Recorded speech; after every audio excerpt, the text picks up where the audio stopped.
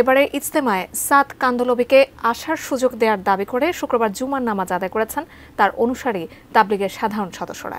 আগামী 14 দিন কাকরাইল মসজিদের নিয়ন্ত্রণ থাকবে সাদ অনুসারীদের হাতেই। জুবায়েরপন্থীরা সকালেই মসজিদ থেকে বের হয়ে যান। শুক্রবার সকাল থেকেই মাওলানা সাদ অনুসারী তাবলিগের মুসল্লিরা এভাবে কাকরাইল মসজিদে আসতে শুরু করে। সকাল 8টার পরই মসজিদ ও আশেপাশের এলাকা পূর্ণ হয়ে যায় সাদ অনুসারীদের জমায়েতে। তাবলিগের এই সদস্যদের দাবি, মাওলানা সাদকে নিয়ে বিভ্রান্তি ছড়াচ্ছে জুবায়ের অনুসারী তাবলিগের একটি অংশ। এরা মূল তাবলিগের কেউ নন, দাবি তাদের।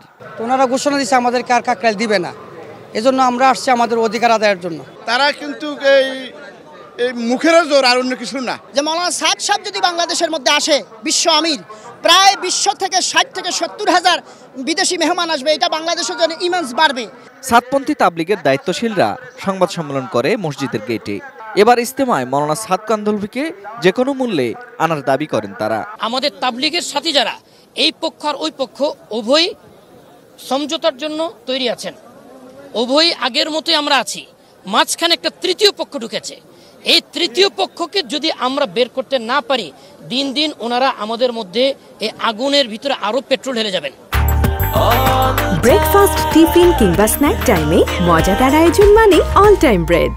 এবার যদি হযরত মাওলানা সাদ সাহেব দামাত বরকাতুহুমকে সরকার অনুমতি না দেয়, আমরা প্রয়োজন হইলে আমাদের নিজেদের যোগ্যতায় হজ্জজিকে আমরা নিয়ে আসব। সরকারি সিদ্ধান্তে গত 7 বছর ধরে কাকরাইল মসজিদে জুবায়েরপন্থীরা 4 সপ্তাহ ও সাদপন্থীরা 2 সপ্তাহ ধরে পর্যায়ক্রমে কার্যক্রম পরিচালনা করে আসছেন। গত 5 নভেম্বর সমাবেশ করে কাকরাইল মসজিদের নিয়ন্ত্রণ ধরে রাখার ঘোষণা দেন জুবায়েরপন্থীরা।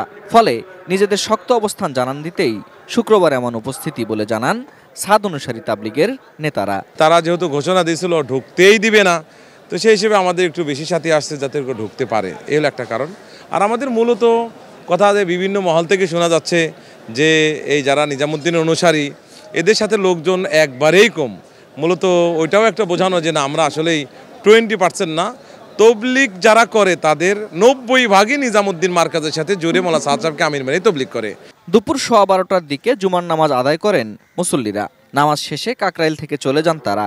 সকাল থেকেই কাকরাইল মসজিদকে কেন্দ্র করে কঠোর নিরাপত্তা ব্যবস্থা নেয় আইন শৃঙ্খলা রক্ষাকারী বাহিনী। Ferdous Rahman, ATN news, Dhaka.